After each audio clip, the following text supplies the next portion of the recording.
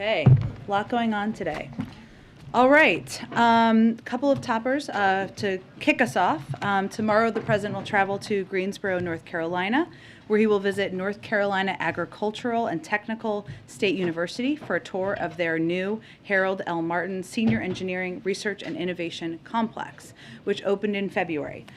North Carolina A&T is the largest historically black college and university in the nation and the largest producer of African American undergraduates in engineering and with master's degrees in mathematics, statistics, and engineering in the country. NCA&T is also the alma mater of EPA Administrator Michael Regan and two of the president's recent appointees to his board of advisors on HBCUs.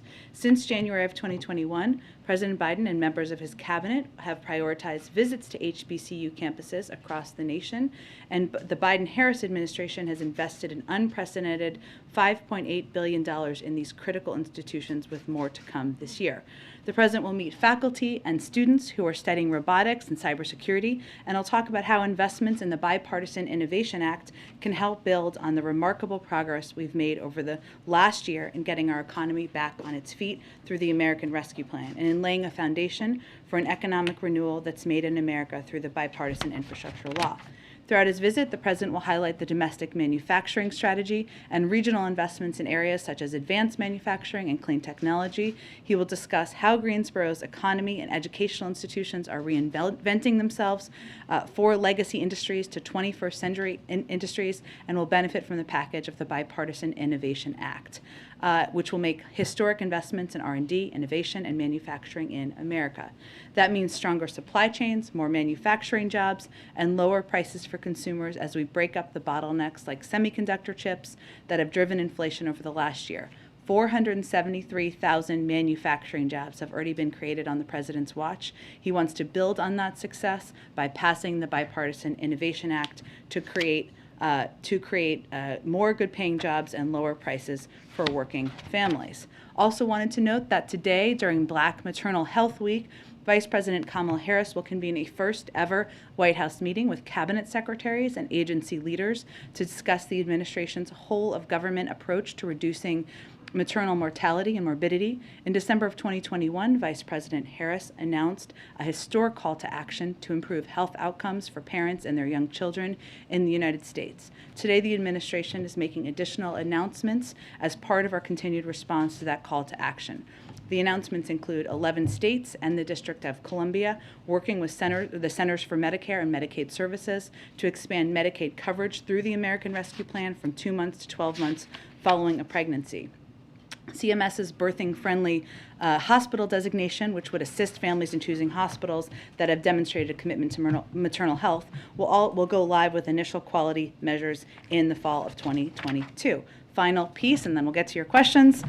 Since before taking office, the president and his team have made finding highly qualified judicial nominees who are devoted to the rule of law and our Constitution and who ensure that the federal bench more fully represents our country a critical priority. Last week, you all saw the Senate's bipartisan history-making confirmation of soon-to-be Justice Ketanji Brown Jackson, a judge with the strongest credentials imaginable, with the backing of law enforcement and many of the most respected retired conservative jurists in the country, and it earned some of the strongest public support of any Supreme Court nominee in recent American history, tying Chief Justice Roberts during his confirmation. This morning, the president announced his first round of judicial nominees since Judge Jackson's confirmation, bringing the total number of nominees he has put forward, including Judge Jackson, to 90. A number of these picks, if confirmed, would also make history. For example, Judge John Lee would be the first Asian American judge to ever serve on the Seventh Circuit of Appeals, and Nancy Maldonado would be the first Hispanic woman to serve as a federal judge in Illinois. The president is very proud of all of the nominees he has announced in office, 72% of whom are women, 30% of whom are black, 21% of whom are Hispanic, and 19% of whom are from the AAPI community. With that, let's get to your questions. I'll promise to reduce the toppers next time. That's my deal. Go ahead. Thanks. On the president calling what's going on in Ukraine genocide, what changed? What did the president see? What did he hear in the days between saying maybe we're simply war crimes and this genocide? Well, he called it a genocide yesterday, not once but twice actually, because as he said yesterday, it's becoming clearer and clearer each day that it is Putin's aim to wipe out the idea of being Ukrainian, that we're seeing greater brutality increase day by day. And some of that, I will note, is because we're gaining greater access to areas. We have more intelligence on what's happening in areas. Leaders are speaking out more about it. And frankly, there's also reporting about what is happening on the ground. But to give you some specifics, I would note that, of course, what we saw in Bucha was not an anomaly as Ukrainian forces searched towns that Russian forces previously occupied as they're pulling back and moving to the east. The mayor and the city council of Mariupol are reporting high numbers of civilian casualties. The train station attack just over the weekend killed more than 50 civilians. The UN has recently recorded 4,450 civilian casualties, all just since February 24th, and the real number, we believe, is likely much higher. The OSCE's Moscow Mechanism report today found clear patterns of international humanitarian law violations by Russian forces by targeting hospitals, schools, residential buildings, and other locations where civilians are sheltering. And we've also seen, I think, from the beginning of this, Kremlin rhetoric and Russian media deny the national identity of the Ukrainian people, and the Kremlin has launched a full-scale assault on the sovereignty of the Ukrainian state and its people. So the president was speaking to what we all see, what he feels is clear as day in terms of the atrocities happening on the ground. As he also noted yesterday, of course, there will be a legal process that plays out in the courtroom, but he was speaking to what he has seen on the ground, what we've all seen in terms of the atrocities on the ground.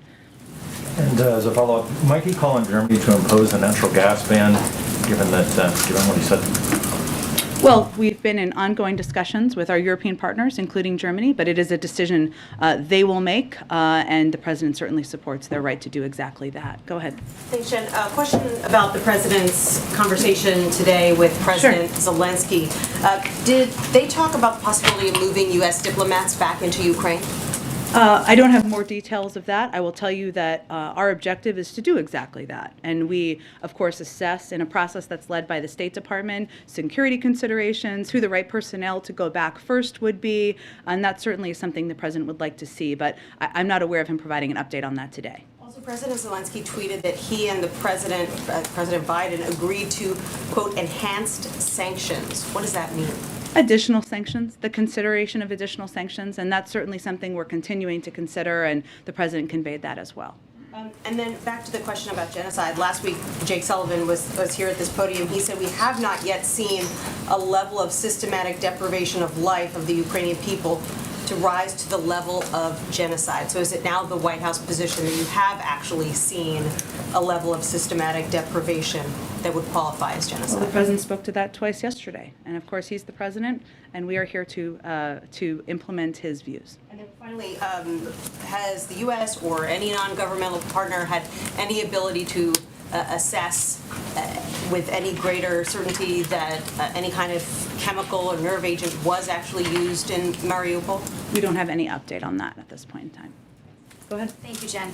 Following up on Nancy's question, did anyone know that the president was going to use the word genocide in his remarks? It seemed like a passing remark or passing reference in a broader conversation about inflation.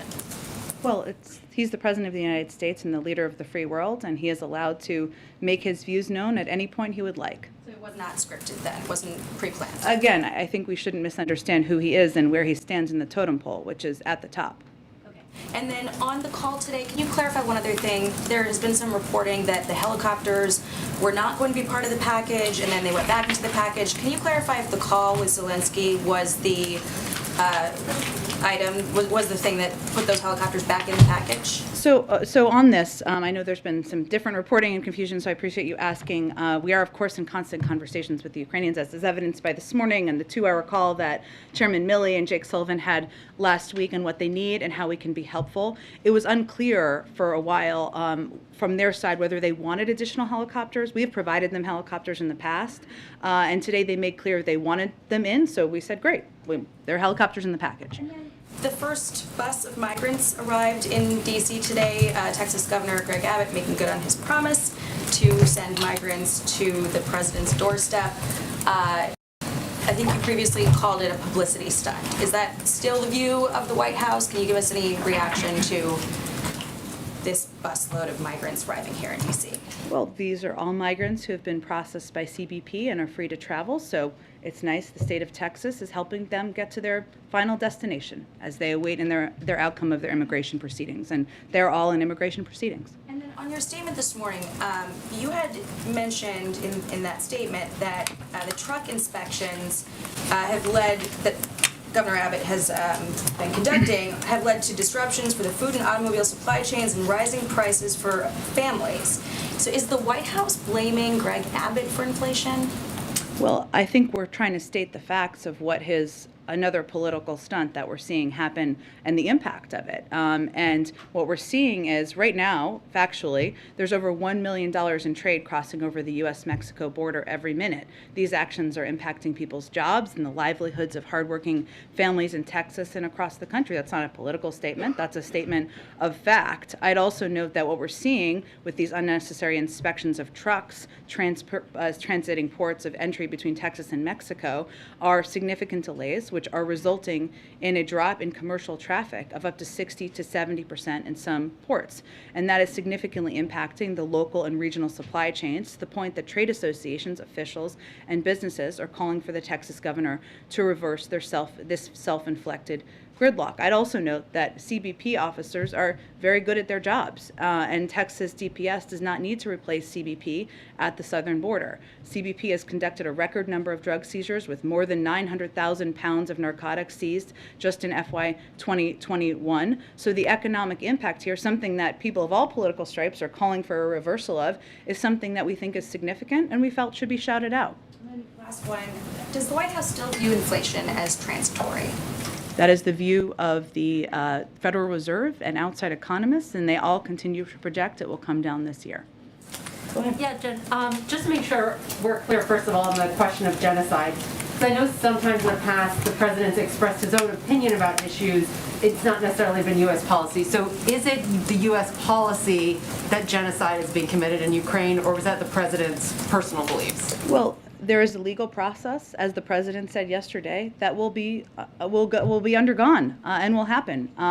And he wasn't getting ahead of that. He was speaking to what he feels we see on the ground. But regardless of what you call it, what our objective now is evidenced by the enormous package of military assistance we put out today, is continue to help and assist the Ukrainians in this war, and one where we see atrocities happening every single day. Is there any concern, though, that the president's views on things differing from what the actual policy is once it's gone through all those legal channels, that could be confusing to world leaders when the president's saying one thing but the policy isn't necessarily How would it yet? impact the outcome? Yeah, well, I mean, once there's a genocide being committed in a region, other countries would treat that in a certain way, if that's In what the way? policy. I guess as far as how the way leaders would try, decide how they're going to respond to that. So, and I don't know. Typically, maybe a consideration of genocide takes years. I mean, look at there are many past examples, and if you look at even Uyghurs, right, and what we've called out happening in China, that took many years to call out. That hasn't meant we've provided a range of military assistance. What we are doing now is we're trying to prop up and support Ukrainian leaders. There are other, and the military, of course, there are other leaders in the world who have said something similar to what the president has said recently, because they're also seeing the atrocities on the ground. I don't know that it's changed policy or confused anyone. I think they're speaking all from what they are seeing with their own eyes as we look at the visuals of what's happening on the ground. So you don't see concern there. And then just a quick follow-up from a topic from last week. Following the president's exposure to House Speaker Pelosi, did he ever receive any post-exposure prophylaxis like monoclonal antibodies, which are approved from the FDA in certain circumstances for people who've been exposed If to you're COVID? immunocompromised, Immunocompromised, He's people at not. high risk. Yeah. he's not immunocompromised, so no. Right. So he did not receive any treatment. He's not after the- immunocompromised. Okay. Go ahead. Thank you, Jen. Earlier today, Treasury Secretary Janet Yellen said countries that are currently sitting on the fence amid Russia's invasion of Ukraine risk facing isolation from the global economy. Were those comments aimed at any specific countries, and can you speak to whether the administration is considering secondary sanctions on countries that do not comply with the restrictions the administration has imposed on Russia thus far? Well, I think certainly we consider a range of options if countries don't abide by the sanctions we've implemented, right? And that is something we certainly will continue to watch. I don't have any projections of that, fortunately, at this point in time. I think she was speaking to what we've said from here a number of times, which is that in this moment where you have a dictator brutally invading another country, targeting civilians, you have to contemplate what side of history you want to be on. And that is true for any country around the world. And then a follow-up on COVID. Is the administration concerned that COVID data is not picking up many cases that are confirmed by home tests, especially amid this uptick caused by the BA2 variant? And will there be a public education campaign to push people to report their positive results? Well, we do certainly encourage people in many ways to share test results and contact their doctor because they may be eligible for Paxlovid or other therapeutics if they test positive. We also know that that a number of people who test positive are at home, just recovering at home. So we're certainly encouraging people to do that. But what I would note is that what the CDC continues to track very closely are cases that are reported where they've seen severe disease, hospitalizations and deaths. And those reports are coming directly from hospitals and states. And what we're seeing from those reports are the lowest levels of hospitalization since the start of the pandemic. So we certainly encourage people to report. Anyone who lives in this area knows, or if you have apps on your phone, you often get apps about or alerts about close contacts, or if you've been near people, or calls from your county health people if there are reports in your neighborhood. We encourage people to do that, but our focus, as the CDC has conveyed over the course of the last weeks, is really on severe disease, hospitalizations and deaths, what we can do to reduce those. We're fortunately seeing lower numbers, even as we've seen an uptick in cases. Go ahead. Thanks. I spoke to former NSC Chairman Robert O'Brien on Friday. He says most Republicans and most, if not all, Democrats are on board with the current Russian sanctions. However, he had two criticisms. He said that one, planes should be provided to Ukraine, and two, that full sanctions should be implemented against Russia and Putin immediately. Your thoughts in response to that? I don't have a direct response to Robert O'Brien. What I can tell you, and I'm sure he's aware of this, or maybe not, I don't know, that we have implemented a more significant and crippling sanctions package, financial sanctions package, than has ever been done on any large economy in history. So I would certainly point to that. In terms of his view as a private citizen, I guess, at this point, on planes, we've spoken to that in the past. If other countries want to provide planes, we're not standing in the way. We've made an assessment about what the Ukrainian military needs and what they are trained on to use, and what would be effective in the transport of it. That continues to be our assessment. I noticed that the helicopters were on the table. Are U.S. warplanes provided to Ukraine, or even the mix from Warsaw, from Poland, are they off the table completely? We've never said they were off the table. What we've said is that we had concerns about the Polish proposal, about how they would be transported. And our military made an assessment about that, a risk assessment about the benefits and the risk. That assessment hasn't changed. We've provided helicopters in the past. Is there any way around that? Is there? I don't have any more updates for you. Go ahead. One more question on Ukraine. After President Biden said he does believe that Russia is committing Yeah. genocide, the French president came out and said that he warned against an escalation of rhetoric. Do you have any response to Macron? I don't. On COVID and this extension, this 2-week extension of masking on Yeah. public transportation, can you help us understand some of the science behind this? Why 2 weeks? Sure. What difference can be made in such a short amount of time? Sure. Well, this assessment was made. I know there was a statement that was put out by the CDC, and certainly would point you to that. But as they're continuing to monitor the spread of BA2, the BA2 subvariant, which now makes up more than 85% of U.S. cases, what they're looking at is that since early April, there's been increases in the 7-day moving average of the cases in the United States. So what they're trying to do is give a little bit more time to assess its potential impact, the rise of the cases have on severe disease, including hospitalizations and deaths, and the healthcare system capacity. And their assessment from a medical standpoint, a data gathering standpoint, is that 2 weeks would give them some additional time to do that. Now, at the end of that 2 weeks, they can determine what's next after that, but that is that assessment they made so that they could gather more data of the rise of the subvariant. So should Should we then expect, and should the public expect sort of more of these kind of short-term extensions? It's a good question. I just don't want to make a prediction of that. I think it depends on how they evaluate and assess the data over the course of the next 2 weeks, and they're trying to provide regular, transparent updates to the public. And it does seem that the president has been tested every 2 or 3 days for the past week or so. Any update on whether he was tested today? I can check and see if there's an update and get that to all of you. He does have a regular testing cadence, of course, so that is determined by his doctor, and it's typically a couple times a week. Go ahead. Thank you. A quick follow-up on the issue of the genocide designation. I think you just said that a legal process would be undergone, but I think the State Department spokesman, Ned Price, just said that it was the U.S. government is contributing to the Ukrainian Prosecutor General's office's inquiry into whether Russia has committed genocide in Ukraine, but had not initiated its own. So I appreciate your opportunity to rephrase. It would require a legal process. As the president said yesterday, he's not trying to prejudge a legal process. He was speaking to the atrocities he saw on the ground. Why not? Why would the U.S. initiate its own, inquiry into that issue? It's a determination, again, made by the State Department and others who are lead these efforts, and certainly it's one we will continue to assess.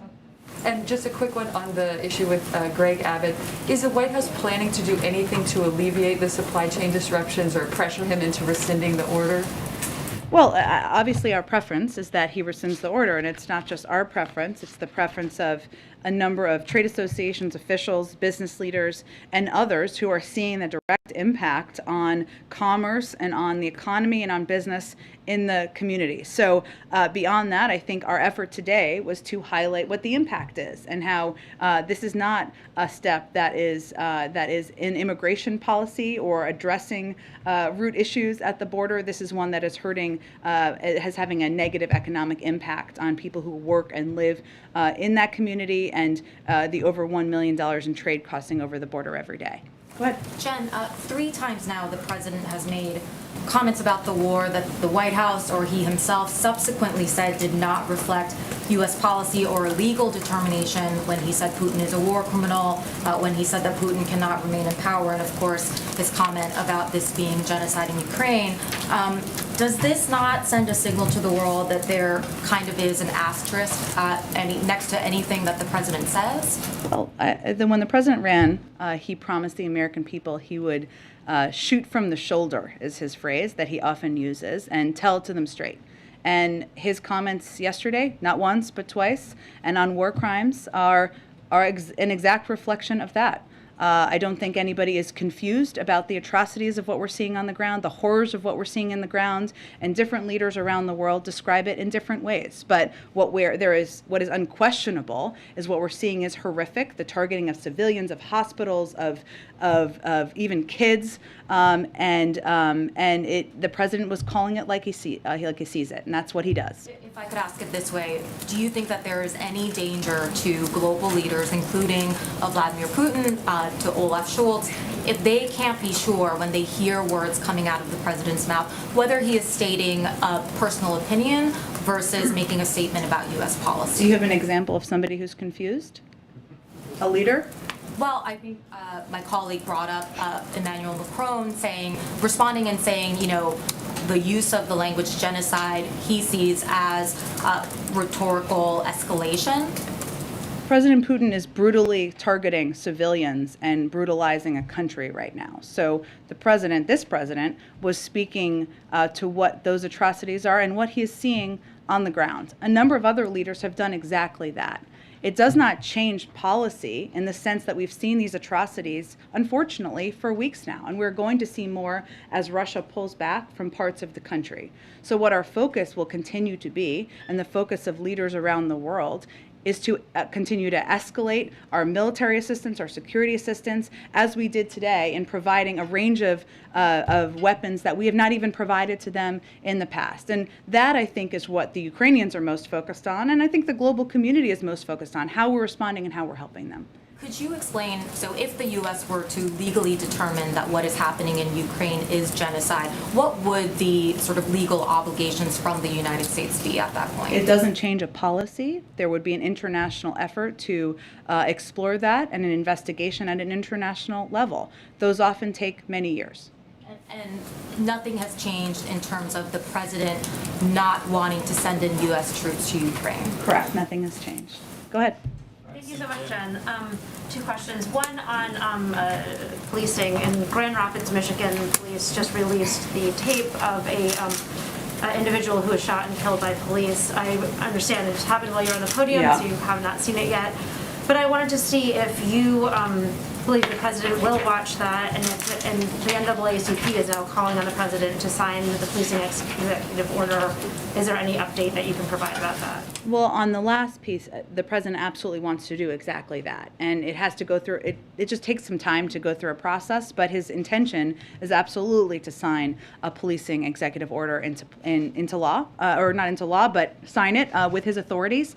I would note that what we have tried to do from this administration, even while there was a stall in bipartisan action in the Senate, is to take actions we can with the authorities we have, like the Department of Justice banning chokeholds, or other steps they've taken with the authority they have to address it at the federal level. I've not seen the video. Thank you for prefacing that. I've not seen it yet. I don't have a prediction of if the president will watch it. I assume it is something that will be covered on television, and I can check and see if there's an update for you. And then I just had a follow-up to MJ's question. Sure. When you're talking about the president sort of, and I should preface this by saying the world and we are all still getting to know this president. He has been around for a while, but we have not seen him in the role as president for a while. And so can you tell us when should we interpret his words as his reaction versus U.S. policy? He's the President of the United States. He speaks for the United States. There's also a legal review and process that is important to take place in the case of genocide or war crimes. So we're trying to provide as much information on that as possible. Tips that you can provide, or any sort of, any giveaway is that this is the president talking about what he's seeing and his reaction as a human versus, the United States government is now going to do X, Y, and Z because I have determined. I think what's important to understand is that determination, or whatever you label it, doesn't change policy. What we are doing right now in terms of the amount of security assistance we're providing, including the new package today, goes far beyond what we have done in many cases where we have called it genocide. So there is not a direct trigger in that way, and if that's helpful clarity for anybody, happy to provide it. But he is the president, he speaks for what our policy is, and I would take his words for exactly what they are. Go ahead. Today, Ukraine's President Zelensky said after the call that they agreed to, quote, enhance sanctions. That's something that did not come up thus far from you or from the President. Can you give us any guidance on what those enhanced sanctions mean? What does that mean? Sure. So someone may have asked this earlier, which is, of course, fine. What he was referring to, and the president agreed, yes, we're continuing to consider a range of sanctions, a range of ways to hold President Putin, his circle, the economy, the financial sector accountable. There will be more to come, but that was part of their discussion today. Yes. No new specific sanctions? Not today. No, they just had the discussion. There's no new announcement today. Has there been any increased conversation at all in terms of doing anything around the carve-out, specifically on sanctions on energy? I know that there have been continued carve-outs on energy. We haven't taken anything off the table, as you know, but I don't have any update on that at this point in time. Go ahead. Thanks, Jen. Just one on Texas. Right before you came out, Governor Abbott announced that they're halting some inspections on that side of the border, and instead there'll be some inspections conducted in Nuevo Laredo, the Mexican state that borders Texas.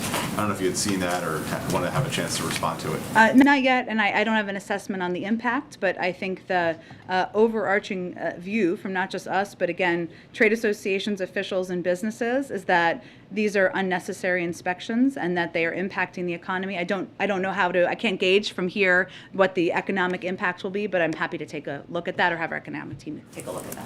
Sure. Go ahead, Patsy. Thank you, Jen. So I'm going to try again on the G20. President Biden has indicated that he wants Russia to not participate in the G20. We know that. We also know that he said that the forum cannot be business as usual. However, I'm hearing from G20 diplomatic sources that they feel that it's unfair to have the issue of Ukraine really overtake the forum, which has an economic mandate, and it does have economic goals, including pandemic recovery, sustainable economic development, and so on. So my question is the U.S. still willing to work with G20 partners to ensure that these goals are met and that the summit is salvaged? Well, the summit is in 7 months. Am I correct? Okay, so that's a lifetime. It takes a lot of months for. That is the a host- lifetime in diplomacy, though, I will say. And it is not uncommon for events that are impacting the global community, as Ukraine is, and the Russian invasion of Ukraine, to play a central role at international forum. And their economic recovery and rebuilding and reconstruction is going to be something that the global community is going to be involved in and address. But the agenda has not been set. I don't think we know at this point how dominant Ukraine will be or not be. It depends, I'm sure, on where things stand at that point in the world. Well, the agenda hasn't been set, but the presidency has already set these three main pillars, and they have nothing to do with Ukraine or Russia. So I guess what would be the administration's response to these criticism that say disinviting Russia or including Ukraine as an observer really just disrupts the summit's agenda as well as divide or create a rift among members? I think I would say that Russia and President Putin have shown himself and themselves to be a pariah in the world, and the president's view is that he has no place at international forum. The inclusion of Ukraine does not mean it's only about the battle on the ground. We're going to need to rebuild Ukraine. Ukraine has just applied for EU membership. I can't determine for you what that will look like in the final stages, but there's a lot of topics that can be discussed, and Russia's actions and President Putin's actions make them a country and a leader that the president does not feel should participate in an international fora. One question on China. So U.S. Trade Representative Ambassador Tai said in a recent interview that in the long term, the China trade challenge will actually eclipse the crisis in Russia today. So is the administration concerned that the war in Ukraine takes away your focus and resources to meet the challenges from China? We're not. I mean, how the U.S. government is set up, as you know, is that we have experts and in every area, right, working simultaneously at the same time. Yes, the war in Ukraine is a big issue that we're very focused on. This president is very focused on. There's an entire team focused on Asia at the State Department, the Defense Department, the National Security Team, every single day that is not involved in that war. So I can assure you and assure everybody that we are able to walk, chew gum, and do multiple layers of diplomacy at the same time. On the genocide. Is that a GPS direction? I appreciate it. Is it? It's okay. I need directions everywhere, so I appreciate it. Go ahead. Again, European diplomats, officials we are talking to are saying this escalation of words has an impact because it makes the prospect of future peace talks with Vladimir Putin very difficult or impossible. So is the president, by using such words, conveying the idea that there will never be any possible talks with Putin and that the only way the war can end is military capitulation? No, and I would just dispute that argument or that notion. Peace talks is something we're always going to support. The President, Secretary of State, or National Security Advisor are always going to support, and we support the Ukrainians in that effort. I think it's unlikely that President Putin is going to decide not to participate in peace talks because of some words that came out of the mouth of the President of the United States. He's going to decide to participate in them if it's in his interests. The producer price index on inflation came out at the highest level that they've had in the history of recording these events. This is the price that companies are paying for the materials that they need to make the stuff that they sell, right? So with the last 2 days, the inflation reports, does the White House believe that inflation has now peaked and we're coming back down, or because of these reports, do you think we're going to see even worse numbers in the future? We'll let the Federal Reserve make projections about that. They have the purview over those projections. What I will say is that when we talked about this over the last couple of days as it relates to the CPI data, Consumer Price Index, as opposed to Producer Price Index for others, and what we saw, while energy accounted for 70% of the monthly inflation in March, on CPI data accounted for a substantial portion of PPI inflation as well. And PPI measures things like the cost of wood, metal, plastics, kind of materials like that. So it's not a surprise to us that energy is having an impact, is a driver of these numbers. Obviously, what we're trying to do is mitigate the energy impact and take steps to do exactly that, release from the Strategic Petroleum Reserve and other actions working to get more supply out into the marketplace. But, again, projections of of when we're hitting a height and where it will look, we will leave that to the Federal Reserve. So does the president then acknowledge any responsibility for the inflation that we're seeing now based on the decisions that he's made when he came into office?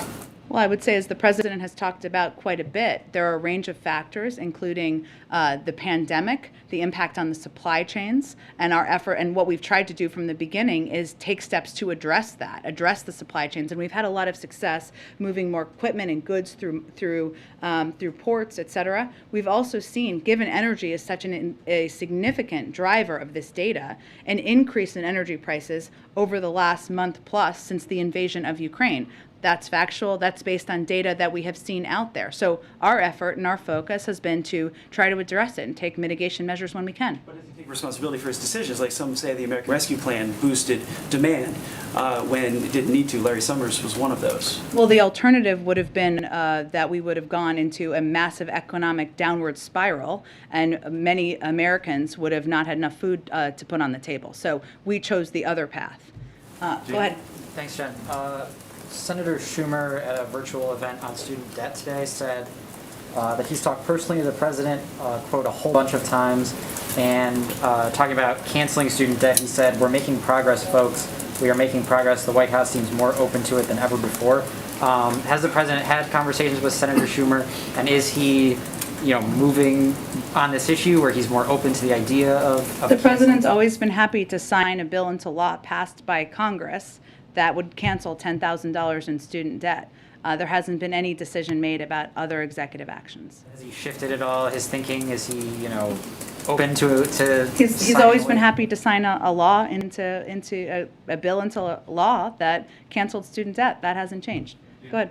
Thank you, Jen. The whole world against the Russian aggression in Ukraine, other than the few countries. A few countries like Bangladesh. Bangladesh Prime Minister recently told at the parliament, though this parliament is not mandated by the people, she told that Russia stood by us and our bad time, and we are surely beside the country, beside the Russia, and she blamed USA not to help during the Liberation War in 1971. So what is your comment about this authoritarian Prime Minister's remarks at the Parliament? I don't have any specific response to the Prime Minister. I would just say that what we're doing is encouraging every country to think hard about what side they're going to be on history. Thanks, Jen. There was a new poll out today that showed the president's approval rating is still in the low 40s and that voters are still concerned about the economy. Is the White House seeing this as a sign that their message on the increased job numbers and all the infrastructure funding isn't getting through? I mean, the president has said he wants to see his accomplishments being sold. Is he satisfied that's being done, or is there talk of a pivot in messaging? Well, I would say we understand some realities happening right now, including the fact that there is a war happening in Europe, and that is dominating the airwaves, which we understand and fully expect. And so the president has actually done a number of events on the economy in recent days and weeks, and will continue to. But our view as well, the world needs to understand and see how he is leading on the war. The world also needs to see, or the country needs to say, I guess I should say, how he is continuing to lead on the economy. And I don't know that that's a shift or requiring a shift. It's just a recognition that being able to continue to speak to domestic audience about that is a huge priority, and his schedule tells the story of how much of a priority is. Hey, yeah, I wanted to ask about the migrants that arrived today from Texas. These are Venezuelan and Nicaraguan migrants who have applied for asylum in the U.S. Has the administration been in touch with these migrants or with the organizations that are assisting them, such as Catholic Charities?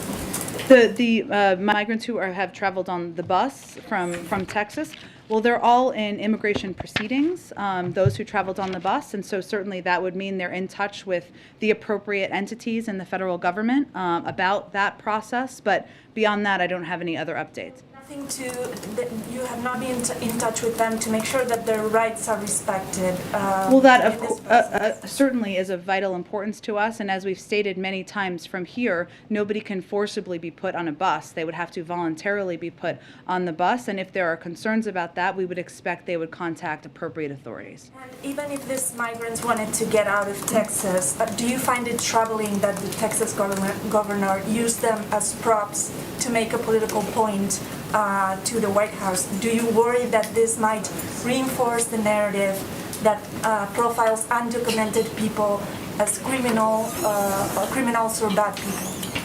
Well, I called it the other day a publicity stunt by Governor Abbott and made clear that immigration policy and law is overseen by the federal government, not state governments. So I think I spoke to that the other day pretty clearly. Go ahead. Thank you, Jen. Since you mentioned a team focused on Asia earlier, I have several Asia questions. Sure. There have been reports out of Japan that the U.S., UK, and Australia have informally asked Japan to become part of AUKUS in the areas of emerging and disruptive technologies. But yesterday, the Pentagon said they could not confirm this, and also the Japanese government itself has also now denied this news. But can you just put this potential JAUKUS or AUKUS plus J? JAUKUS, that's quite a name. I'm not sure about that. Yes, so I can. The reporting is inaccurate, or the original reporting, I should say, is inaccurate. As you noted, the Chief Cabinet Secretary of Japan has himself said it's not true, and our focus has been on finalizing a trilateral program of work on a range of advanced military capabilities that align our priorities, amplify our collective strengths, and accelerate the development and acquisition of leading-edge defense capabilities. But it is not a JAUKUS plan. And another Japan question, if I may. Yep. Yesterday, some Japanese media outlets reported that arrangements were underway for a Quad Summit on May 24th, just as President Biden had alluded on Monday, and that there were plans being made for a bilateral with Prime Minister Kishida the day before on May 23rd. Is there any part of President Biden's travel schedule that you can confirm yet, including a potential trip to South Korea before or after the Japan trip? Not quite yet. I will tell you that, of course, the president talked about how he looks forward to traveling to Tokyo in the spring, including for the Quad meeting, and hopefully we'll have more to detail for all of you soon. Go ahead. Thanks a lot, Jen. I just wanted to ask a few Ukraine questions, Sure. if I may. A clarification first. Your list of weaponry that you put up on the screen at the beginning of the briefing, you had 11 Mi-17 helicopters.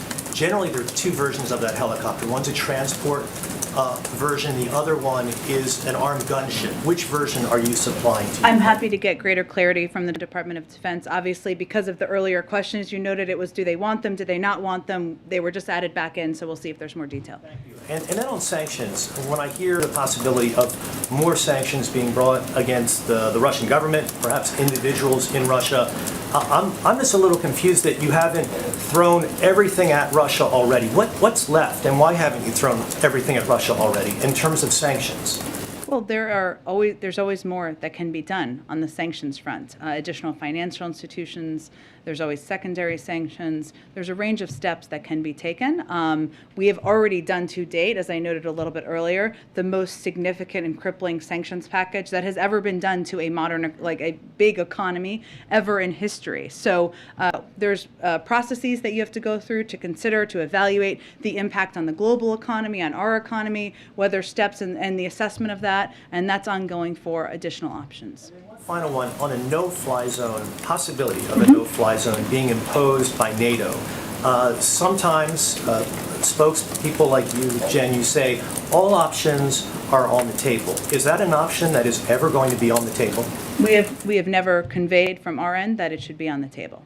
Thank you. Jen? Go ahead. Jen? Go ahead. Thank you, Jen. I would like to ask you about first of all, I know we've had reports that you may be leaving soon. How would you like to be remembered as White House press secretary? Well, one day I will not be here, either to spend time with my kids or because the president fires me, hopefully not the latter. At that point, I'm sure I can reflect on that. The WHO DG said today at the press briefing that the way the West, the world is treating the crisis in Ukraine and the crisis in Yemen, in Ethiopia and elsewhere seems to be different. Is he wrong? I don't know more context of. In terms of refugees, the way, like, I've asked you many times, why don't you grant TPS to refugees from? Sure. from Okay, Cameroon that's helpful from clarity on your Ethiopia? question.